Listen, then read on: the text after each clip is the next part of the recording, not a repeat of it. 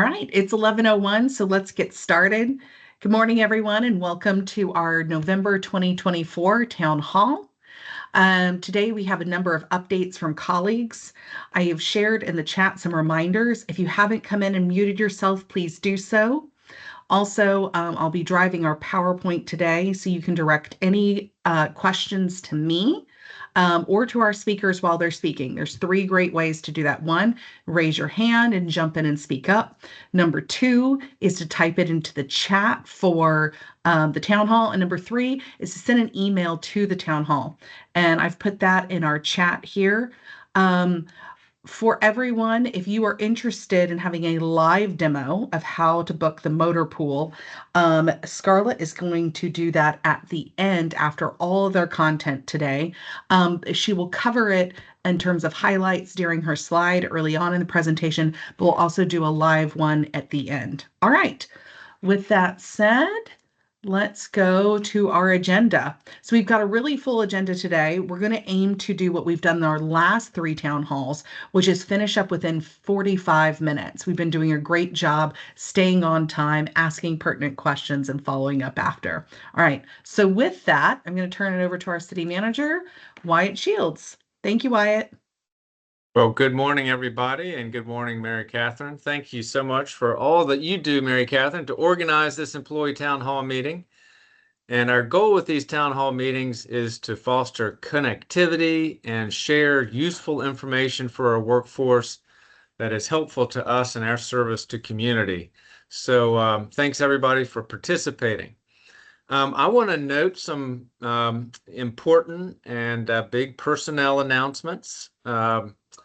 As we noted last week, Paul Stoddard has informed his team and informed us that he is planning to take a position with the city of Alexandria.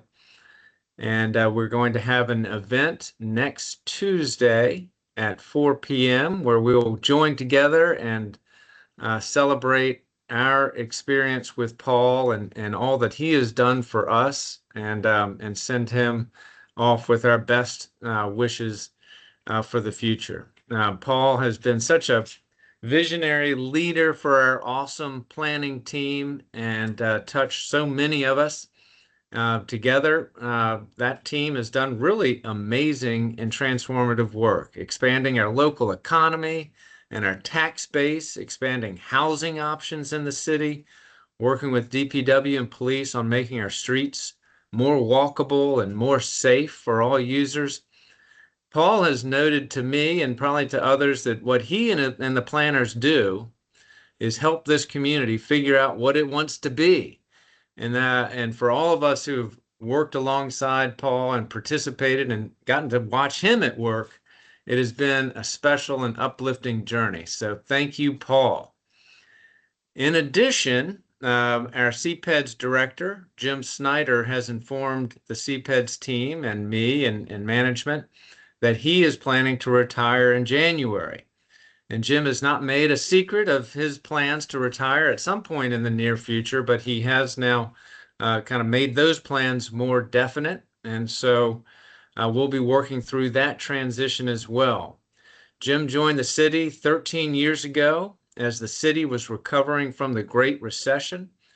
And I believe, it's been one of the great relationships, I think, Jim and the City of Falls Church, of all time. He's, speaking of visionary, he brought all of his experience, 33 years of experience with Arlington County, helping Arlington County become one of the great communities in all of North America. The Roslyn-Boston corridor, such a great success commercially for living and for transit-oriented development.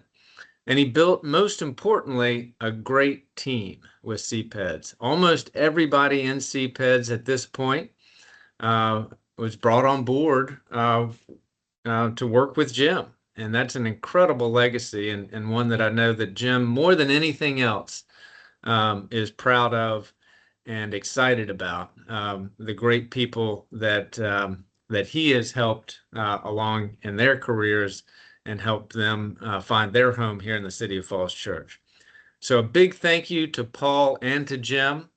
I want the CPEDS team and everybody to know that we have, you have our full commitment to get through this transition together and effectively. It's not easy to break in a new planning director and new leadership, and we're going to support the whole team in that transition. But right now we're also need to just process this change and in some respects grieve the loss of our, these cherished colleagues as we move forward, and we'll take time to do that as well and celebrate these great relationships. I want to shift to the city council. We do with the election of Laura Downs, the city clerk is going to have a reception at the beginning of our city council meeting next Monday night, and all are welcome to that. It starts at, I believe it's 6:30 p.m. And so welcome to council member Laura Downs. We'll also do a tour with Laura so that she can meet staff and we can introduce ourselves to her as we do each year with a new council member. Now I will, it gives me great pleasure to do this part of our employee town hall where we welcome new employees. And with the library, we have Kathleen Norman and Katie Treichler, two people who've joined the library as pages. Welcome. And the sheriff's office, we want to welcome Kevin Fuentes. I know there's a swearing-in ceremony at the Arlington County Circuit Clerks last week. So welcome, Kevin. And we have a new facilities tech joining with Brandon and the team, Alexis Espinoza. Welcome to the City of Falls Church. It's great to have your expertise joining us and look forward to working with all of you all. So Mary Catherine, that's my report, and I'll be happy to answer any questions or comments if they pop up in the chat, but otherwise we'll move through the agenda. Thank you all. Great. Thank you so much, Wyatt. We're going to move to our first of 3 areas, which I'm calling our how-to for city employees. And first up is Scarlett Williams. Scarlett. Can everyone hear me? Awesome. I can hear echoing on my floor, so I think that's a yes. Okay. So thank you for giving me the time to talk to everyone today about our motor pool. As the motor pool has become more popular, we thought it would be a good idea for us to take a few minutes just to do an update. We do have new vehicles joining our fleet in the next few weeks. So again, we just want to do a quick update. All reservations currently for motor pools are done through Outlook. As Mary Catherine said at the beginning, at the end of our town hall, please stay on if you'd like a live demo of how to add a calendar or how to do a reservation on Outlook. I'm going to do a live demo, so I'm happy to help with that. Currently, we have 5 vehicles. We have a Ford Escape, actually 2 Ford Escapes that are older, 118 and 124. We have a Kia Sportage, which is 109, a Mach-E, which is all electric. It's an EV1, and our Escape Hybrid, which is number 100. And coming soon, we have a Toyota Sienna, which is also a hybrid, but it will fit up to 7 people. So we're very excited to have that vehicle joining our fleet soon. Also afterwards, like I mentioned, I will show you how to book a vehicle. Just a few reminders. We'll go through those. But please be aware of the time frame that you reserve your vehicle. It's really important that you stick to the start and end time that you put in your reservation so that everyone is able to use vehicles and check them out on time when they need to get to a meeting. Also, as a reminder, the department is responsible for paying for tickets. So this includes red light cameras, school bus cameras, speed cameras, tolls, and express lanes. We currently don't have easy passes or anything like that for employees to use, but we have received a few violations or tickets for vehicles vehicles during this time and as a reminder, departments will be responsible for paying those tickets. I also created a just tutorial how to do reserve a vehicle. Sorry, I'm getting, someone stopped by. I had to, reserving a vehicle and how to add a calendar. And it is on the P drive, I think.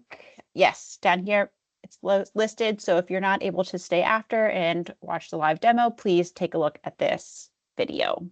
I'm sorry, that was a little bit. Now you can see my camera's on my computer, so I had to move. You saw my keyboard for a few minutes, working with what I have. Anyways, is there any questions? I know that was a little bit of all over, but we're excited to have a new vehicle coming, and we'll have 6 total. That's fantastic, Scarlett. Does anyone have questions for Scarlett for right now? So I put my hand up and it wasn't so much a question. Stacy also said she said yes. I think she might have a question, but also to say that Scarlett also made a nice sheet down in where the keys are that identifies each of the cars. So you don't have to guess what they look like, which I appreciate. So it looks great. All the keys are there. So just wanted to make a shout out for Scarlett doing that. Thanks, Jenny. And also, if you aren't able to stay for the live demo at the end, but you do have questions, please reach out to Chris Barrett or I. I'm here in City Hall. I'm more than happy to come to your desk and check things out before you put an IT ticket in or anything like that. So please don't hesitate to reach out. And Stacy's question was, will there be an easy pass, or wonder if there will be a pass for tolls? At this point, there is not. We are working on a handbook with rules and regulations of just motor pool in general, but that is a topic of discussion. Great. Thank you, Stacy, for the question. Thanks, Jenny, for sharing that info. Are there any other questions for Scarlett? All right. Next, we're going to move on to a team member, Chris Barrett, who partnered with our FCC TV to put a video together. This will live on our YouTube internally. And Chris, are you on to present this? If not, I can just hit play. He actually just sent me a text and had to run to a vendor to pick up some equipment. So he is not on here. That's all right. Thank you for that, Scarlett. I'm going to hit play on the video and y'all will know to follow up with Chris if you have any questions. I also put this on the P drive in the motor pool vehicle folder, just an FYI. Awesome. Oh, thank you, Scarlett. Here we go.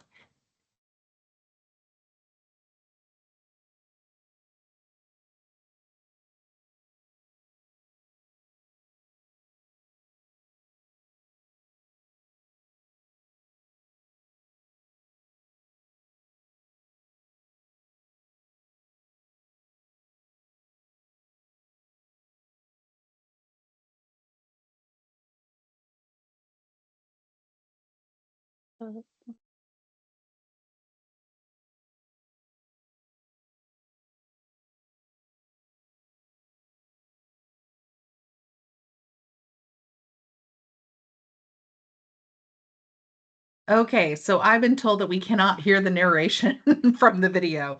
But as Scarlett has said, it is saved within the file and it's also available on our YouTube.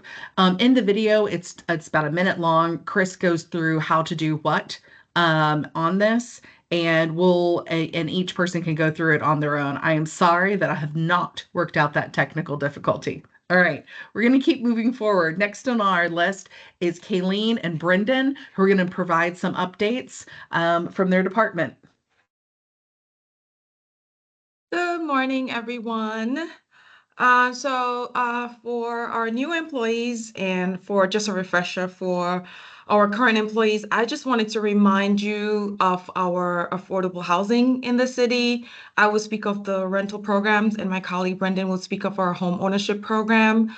So the city has the affordable dwelling unit program, which is At select properties throughout the city, we have a certain amount of units that the rental prices are below market rate, and there are income restrictions on those units because we do it based on the area median income, or the AMI. There is a wait list for the properties. So there is an application that you would need to complete to place your name on the wait list. The wait list is done based on priority, and as city employees, we do receive priority for those units. We currently have studios and 2-bedroom units that I am working to get filled. We recently just had 2 new projects, one at Broad and Washington, that we already started leasing, and soon we will start leasing. We would have studios, 1-bedrooms, and 2-bedrooms at the Alder, which is at the West Falls project. And I'm going to put the link to the properties in the chat, so you can just browse around and just look at the properties. And like I mentioned, there are income restrictions. I just want to give you an example of what the prices would be. So for example, for the studios that we have at the Alder, they will be at the 60% AMI. So the price would be around $13.69. And we also have 80% studios at Broad and Washington, which is around $18.25. So I know everyone's income is different and everyone's household size is different. So if you have specific questions, or if you are interested in more information on the programs and where we do have the units, please reach out to me. My contact information is on there. You can email me or you can call me, and we can discuss your specific situation and your household size if you are interested in our rental program. Like I mentioned, I'm working to get these units filled, and I would love to get anyone that is interested to join our wait list.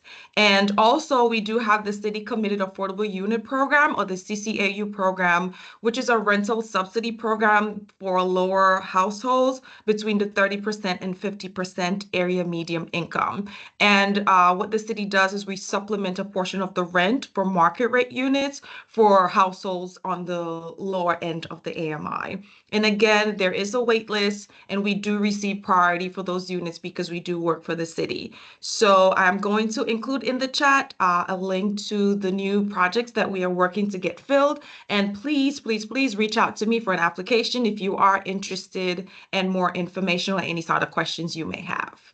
Thank you. Hey guys, Brendan here. Talk to you a little bit about the homeownership program. It's been going on for about 2 years now. It's been very successful. We're about halfway through the allocated grant funds that we have for the program. So that kind of gives you a sense of like how successful we've been over this last 1.5 to 2 years. Kind of major details are it can reduce your purchase price by as much as $150,000 for a house in our stock. And it can go up to $250,000 thanks to a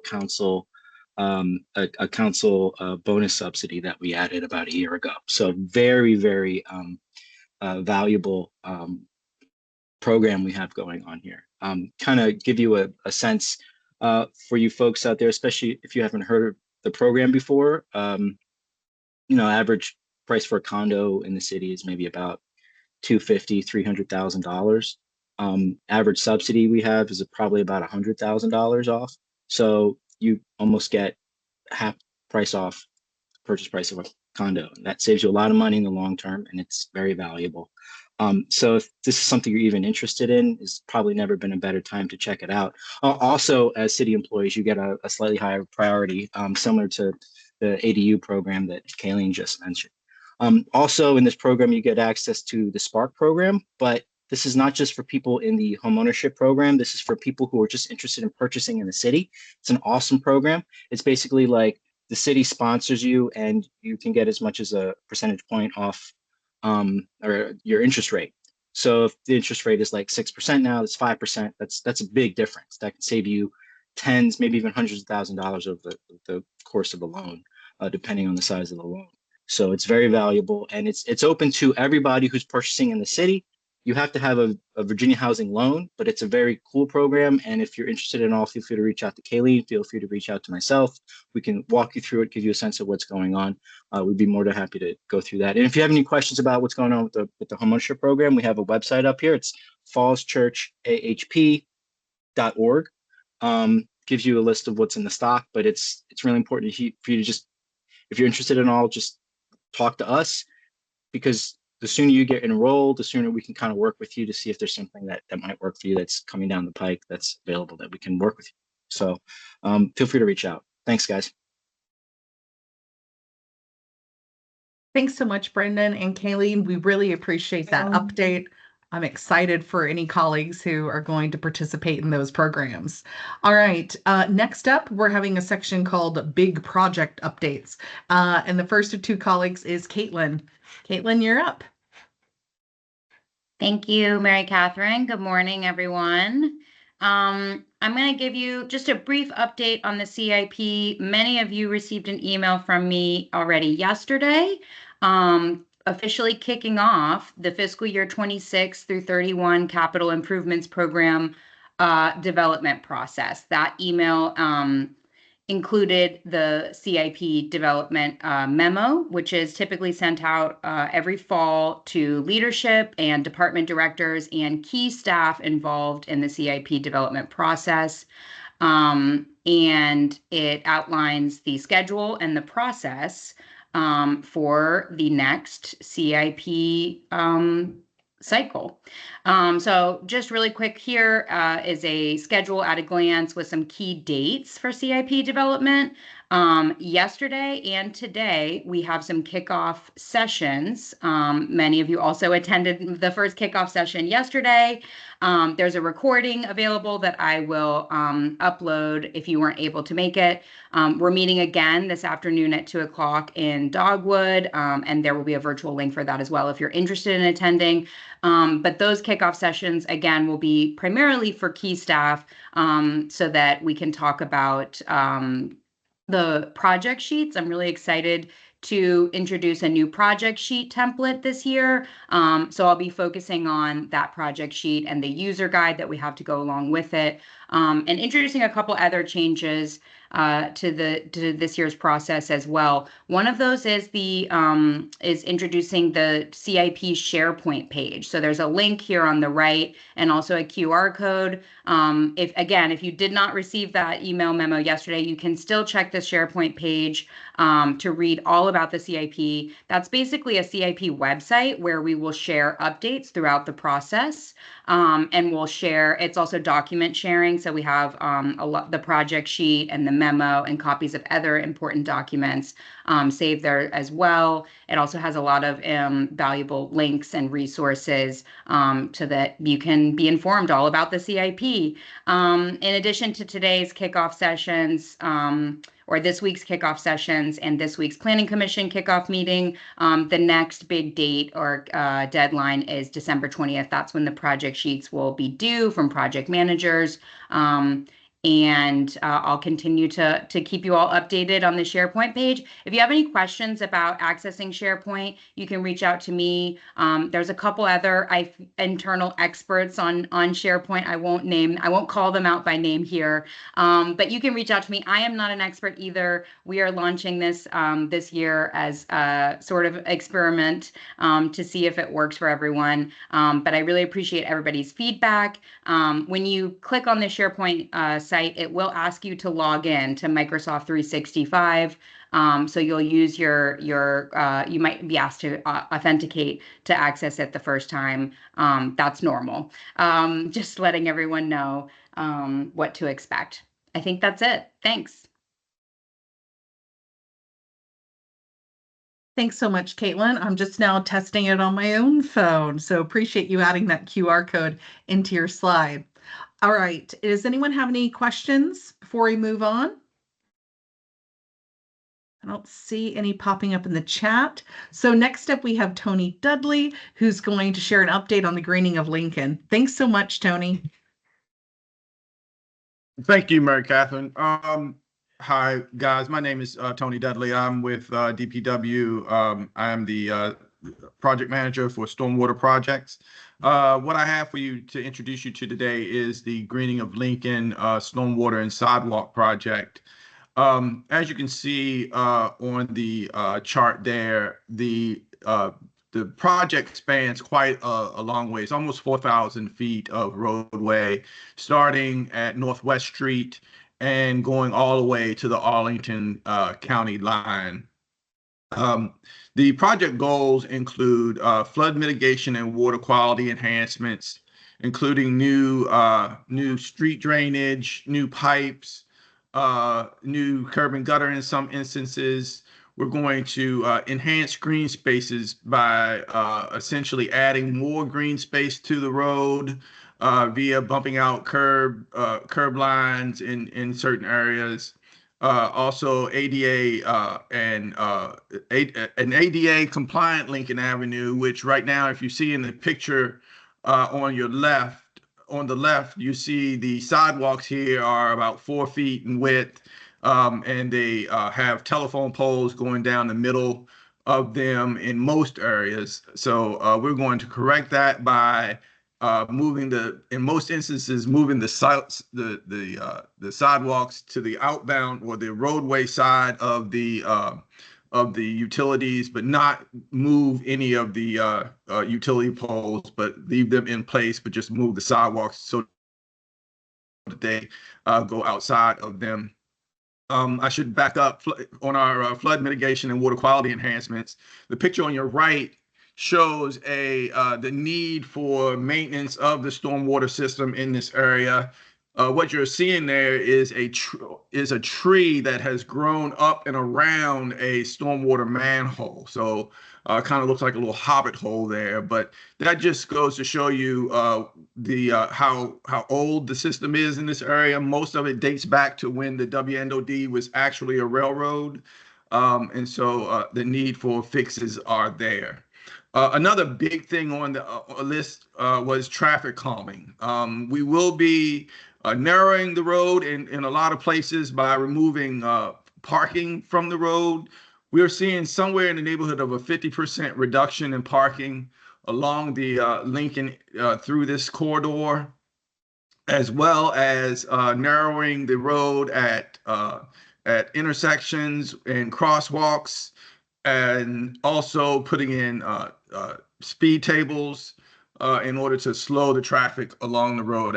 Now, we're also going to be lowering the speed limit down to 20 miles per hour in this area, and also increase pedestrian safety.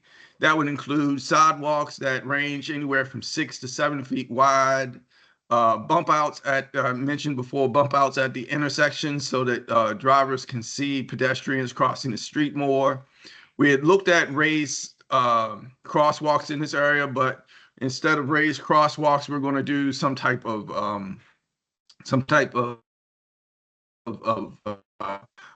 high visibility crosswalk, and then put again speed tables in order to slow the traffic down. The project is in design now. We're looking at 60% complete at this point in time. Many of you on the phone call will get a notice from me telling you where the 60% plans are for your review. That review will take place during the month of December. The schedule for the project is that we see this project going into construction in July of 2025 and ending sometime in August of 2026. So that's the project in a nutshell. If anyone has any questions, feel free to contact me at adudley@fallschurchva.gov, and I'll be happy to help you out in any way I can. That's all I have. Thank you, Mary Catherine. Thank you so much, Tony. Does anyone have any questions right now? I'll pause for a moment and we can move on. This is really good, really comprehensive. I've been hearing about the greening of Lincoln, and now I know what is going on, and I feel so much more informed. Thank you so much for that, Tony. All right. Next on our agenda, we're moving into what I'm calling employee updates section. And joining us first will be Jenny Carroll. So thanks, Mary Catherine. So an update to the employee survey action plan. The work group has finished their work. They had 2 meetings in October, and the final meeting presented the recommendations to me. So I'd like to thank the team, Paula Hawkins, Laura Miller, Beth Meadows, Allie Golden, Daria Hafesi, Jay Nesson, Jeff Rubin, Maria Rojas, and then of course our city facilitators, Joe Carter, Herb Holmes, Nikki Calavertinos, and Caitlin Sobsey. So what are our next steps? So the next step is a discussion and presentation to city manager and executive leadership.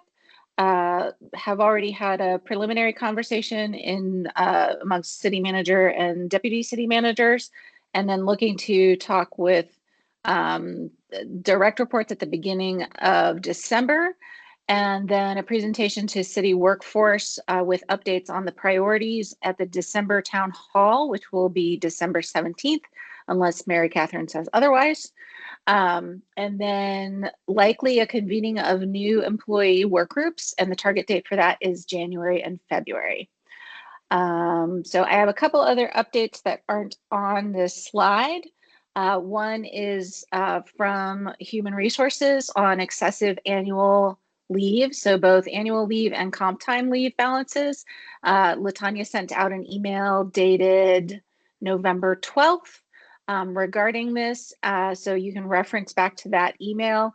And if you are a person or an employee who has excessive leave in both of those areas, please talk with your supervisor and reference the email as well. And then finally, I wanted to give an update on the professional development compensation AR, the draft. We did have an employee forum yesterday, so thank you to all of the employees who participated both in person and online. Appreciate all of the comments that were provided, along with all of the comments that have been provided through email as well. So just a reminder, the last day for providing comments is November 27th, which is right before Thanksgiving. So it's in the next week. So please, you can send those comments to Latanya at HR, or you can send them to myself. And then we will communicate out further steps once we hit that first milestone. So thank you again to everybody who's been participating. I've been really happy to see such employee involvement and feedback and response. It's really awesome. So thank you all employees. Thank you so much, Jenny, and thanks for having all the voices come to the table. It's so appreciated. Sure.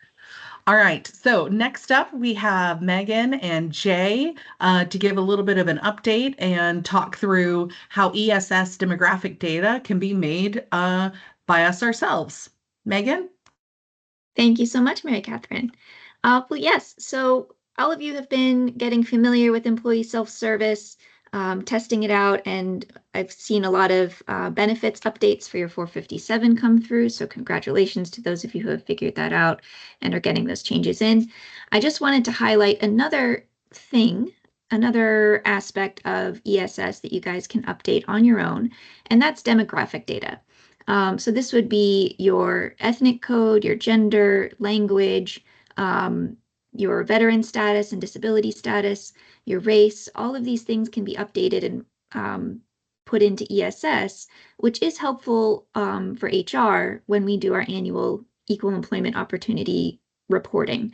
We send a report called the EEO1 to the EEOC that includes all of the data that employees volunteer about their demographics. So again, these changes are completely voluntary. They don't get published anywhere. It's just between you and your HR record.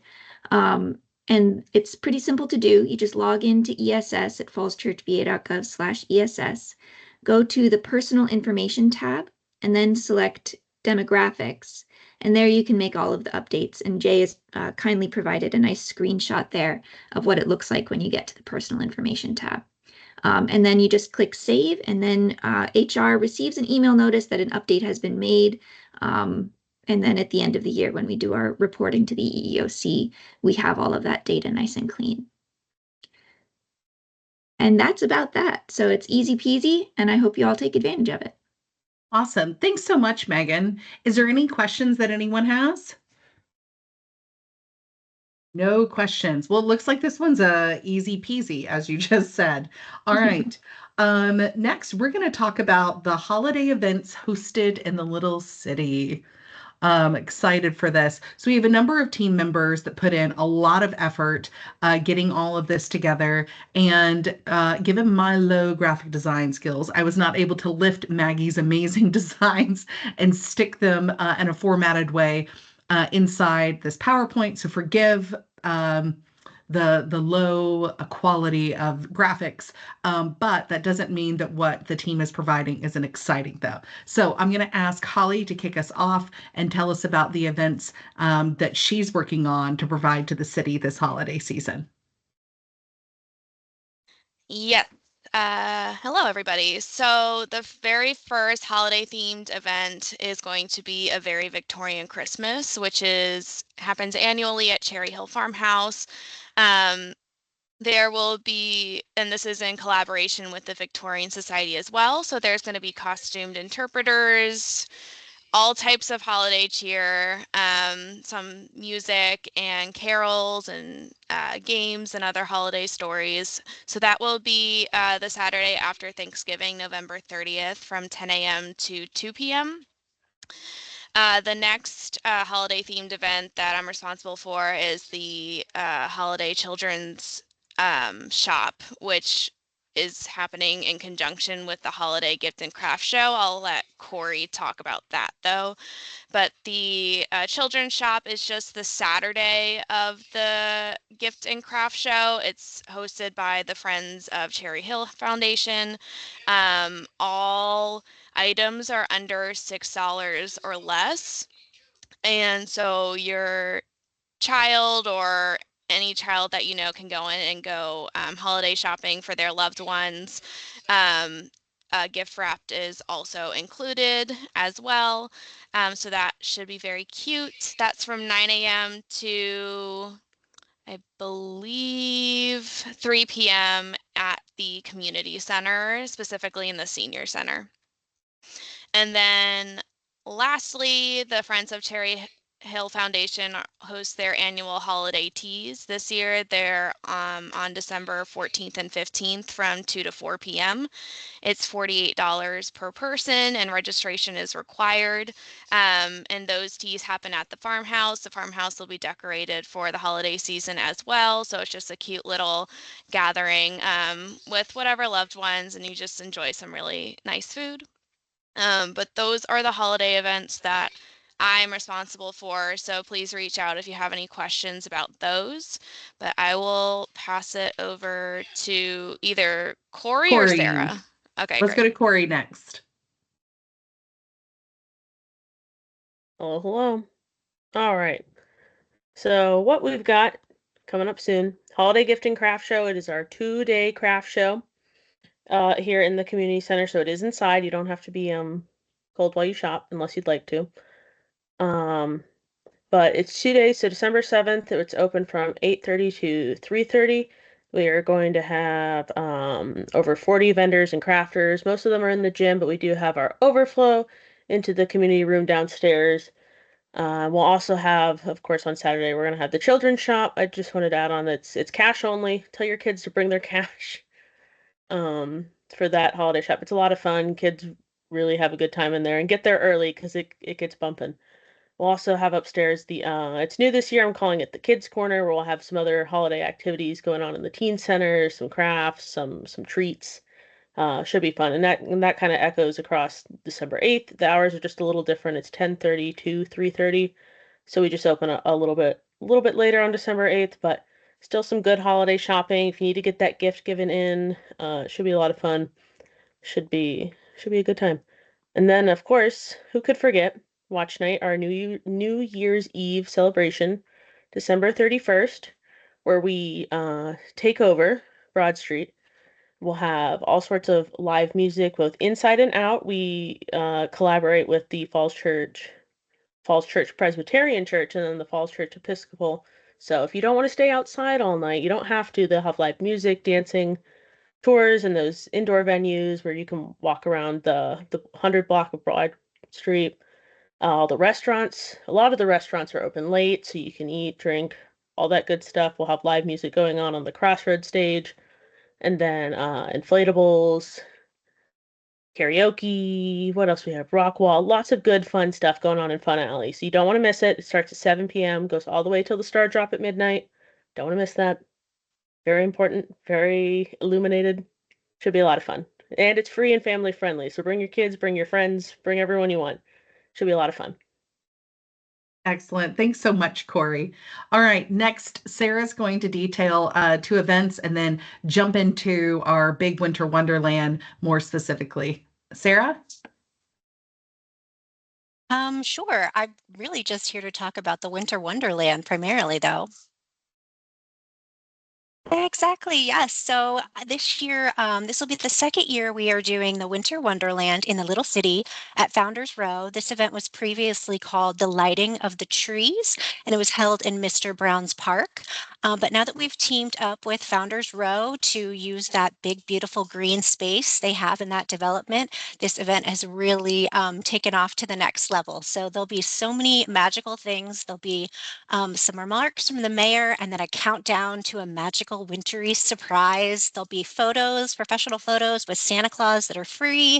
There'll be guys making balloon animals walking around, guys on stilts walking around, holiday festive decor. There'll be light up giveaways, live musical performances from the Meridian High School Choir, Creative Cauldron doing their Matilda performance, hot cocoa cookies are going to be given away free, and there'll be kids craft stations sponsored by some of the vendors there. A list of the vendors are on that slide, and then there'll be the food truck Melania's Kitchen there, and so much more exciting stuff. So that'll be on December 3rd. At Founders Row. It's called Market Square. It's just that big green area. And my most exciting thing will be there'll be a big live train that can circle people around the area and it's big enough for kids and adults. So December 3rd, Founders Row from 5:30 to 7:30, and parking in Founders Row Garage will be free during that event. So that's a nice treat as well. So bring everyone you know or tell everyone you know, and it's totally family friendly and it should be a good time. So looking forward to it. And then I'll just do a quick shout out about Restaurant Week that is happening again this year. So this will be this Restaurant Week the city has had. It's going to be January 31st through February 9th, and we already have 33 restaurants signed up. So this is quite exciting. A lot of the newer ones that are opening up have signed up this year. And I'll have more details about that in our next town hall. But mark both of those events on your calendar because they should be good. Awesome. Thank you so much, Sarah. And I just want to give a big shout out and thank you to Sarah and Holly and Corey. All the work that you all do creates so much positive community within Falls Church. So if you're new to working in the city, living in the city or nearby and haven't participated in these events yet, this is what we're talking about when we're an inclusive community, is that we really reach out and have a great time despite the cold weather. Speaking of community, next up, we have a couple of community-based events for city employees. And so to kick that off, I'm asking Charlie to jump on and tell us more about our potluck later this week. Glad to. As you may or may not know, if you haven't checked your calendar, you should have an invite. This Thursday is the employee potluck. You're not obligated to bring something, but if you want to, I'm sorry. Let me share my screen. I can share the flyer as well. Pardon me 1 second. And, yeah, Charlie, can you just share it after? Sure. Oh, okay, sure. Sorry, just like it was too quick for you. Let's stop. But yeah, this Thursday at the rec center, we are all going to have a nice little get together. The EAC is providing turkey, ham, water, sodas, sides, stuff like that. You're welcome to bring a dish. Like I said, please do, but you're also not obligated to. In addition to the potluck, there's also the employee food drive that's going on. We will have a donation bin, or HHS will be providing a donation bin so that you can bring some food items to donate, like beans or soup or other edibles, or necessities such as like diapers or laundry detergent, things like that. So yeah, we'll see you Thursday at 11 in the rec center. Awesome. Thank you so much, Charlie. We really appreciate that. And again, all the work that goes into putting that event on. Next, we have Gary Fuller to give us a little bit more detail. I know Wyatt announced it at the start, but share a little bit more about the upcoming reception for Paul. Gary, do you have a moment to share with us? Yes. Can you hear me? Are you able to hear me? Yes. Yeah. Oh, perfect. I wasn't sure. Okay. Yes, we have a reception scheduled for Paul Stoddard, the Director of Planning, and that's for a week from now on November 26th. That's Tuesday, and in the afternoon from 4 to 6. So we're hoping, employees can join us during their workday, and then those in the community can join us, from 5 to 6, and celebrate all Paul's good work with the city in terms of community planning. The location is going to be in the City Hall foyer and the Dogwood conference rooms. And I'll be getting a flyer out this week to everybody, just as a little reminder. So if you have any questions, or if you want to help out in any way, feel free to email me or stop by. And anyway, look forward to seeing everybody and celebrating Paul next Tuesday afternoon. Thanks. Awesome. Thank you so much for sharing that, Gary. We really appreciate it. And for all the work that colleagues are putting together to help celebrate Paul as he departs for his new exciting role. The next on the list is that we are closed for Thanksgiving. And so that information will go out to the city to remind everyone. Please remember to also put up your out of office messages next week so that we are setting the proper expectations with residents across the city. On December 12th, we're going to have our Employee Service Awards luncheon. Megan DeSell has sent out an invite for this. It's from 12 to 2 in the Community Center gym, and I know that there'll be more information coming out. And then on January 2nd, when we're back fresh into the new year, 2025, we'll be hosting the next City Manager Meetup, this every other month event from 1 to 2 in the Community Center in the Teen Room. So thank you to our Recs and Park staff for confirming that. All right. Does anyone have any final things to share or questions to ask before we close out? And then Scarlett has her live demo of the motor pool. I'm looking at the chat and at the email. Anything from anyone else? All right. With that, I'm going to turn to Scarlett. If you don't want to stick around for the motor pool live demo, I want to thank you all for coming today. As always, Maggie will be putting together the notes, and we'll be posting this content up into a share drive as well as over into the P drive in town halls. Thank you all so much. Thanks, all right, Mary Scarlett, Catherine. you're on, Scarlett. Thank you so much. I'll give everyone a few seconds to just log off that do not want to hear any of this. Yeah, absolutely. And then you can take over doing the sharing and everything as well now. Okay, awesome. Yeah. Thank you so much. Appreciate it. See if anyone is staying on.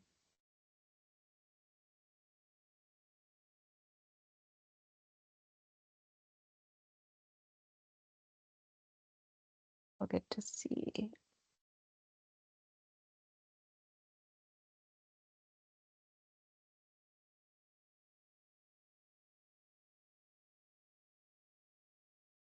Well, if you're staying on for the live demo, we're just going to give everyone a few more seconds to a chance to log off, but you should be able to see my screen at this point.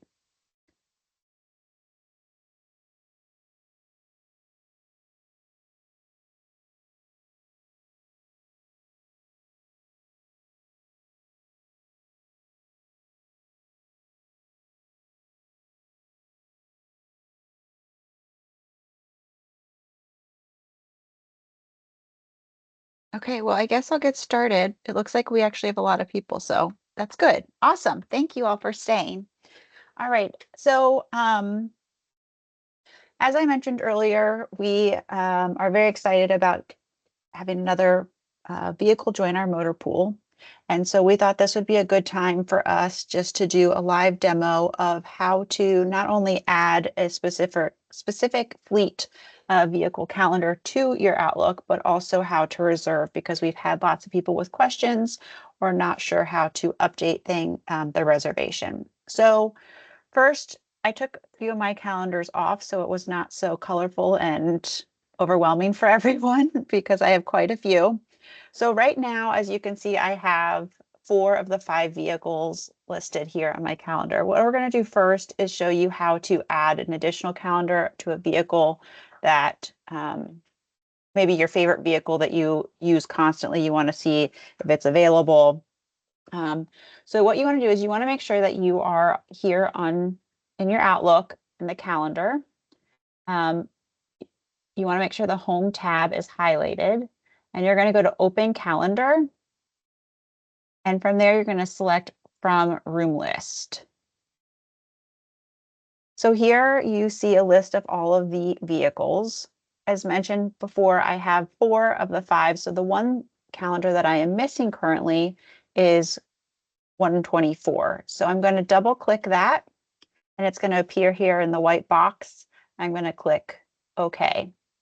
And there's the calendar. Pretty simple to add the calendar so that you know this will help whether you're trying to determine if it's available, if someone has it before you, someone has it after you. If you go pick up the keys to your reservation and the keys aren't there, you can reach out to the person who had it before you and ask them if they still have the keys. So that is how you add a specific vehicle calendar to your Outlook. Now, if you want to schedule a vehicle, make a reservation, this I think is where most people have the difficulties. So you first want to look at the calendar of the vehicle to make sure that it's available. I like to do that first just because if you go through each car and you get declined for the first one, declined for the next one, this just makes it nice and easy. It's right there, available, all dates, all vehicles, all times. So let's say that I want to make a reservation for November 26th, and I'm going to book it for vehicle 124. So most people, I think, from my experience in talking with employees, they try to book it directly on the vehicle calendar. That's not how you do it, and that's probably why people are having difficulties. So you actually want to book it from your own personal Outlook calendar. So once you look at the vehicle calendar and realize that that day and time is available, you're going to actually go to your calendar here. So on the 26th, you're going to just click new meeting and an invitation will pop up. This is very similar or exactly how you reserve a room as well. So before even doing the to subject, anything like that, you're going to click here on rooms and the vehicles pop up. From there, you'll pick the vehicle that you would like. So I'm going to use 124 as my example. I'm going to double click. Again, it pops up in the white box and I click OK. You'll see that the to and the location autofill.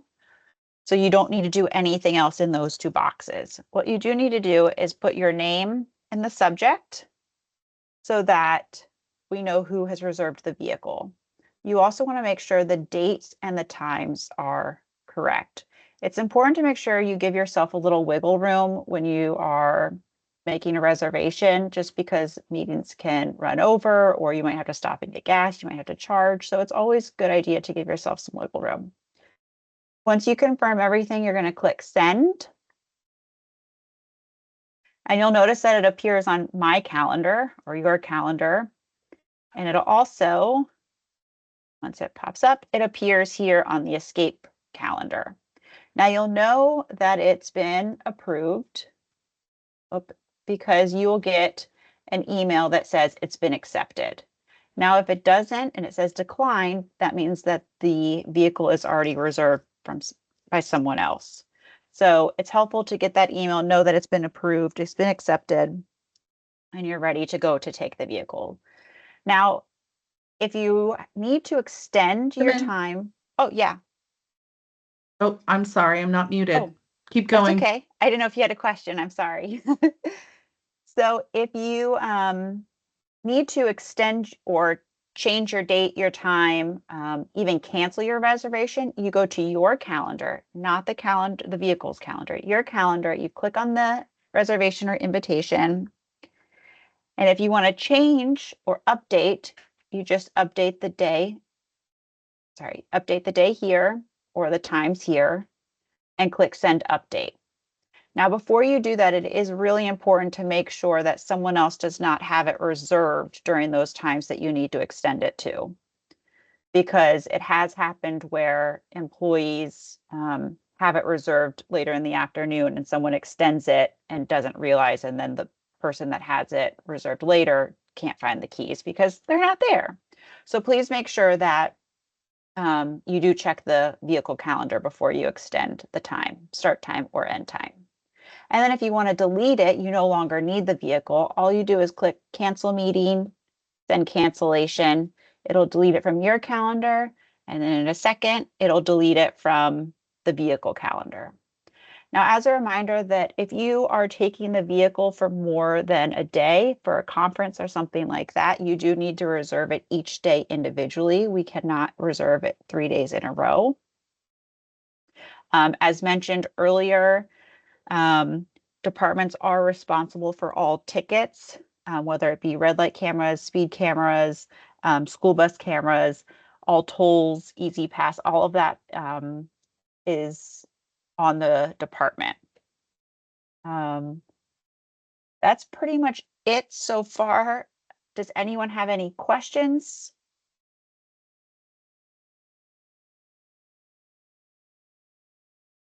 No?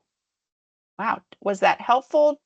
Again, if you guys do have any questions after this, there is a recording on the P drive in Public Works motor pool folder.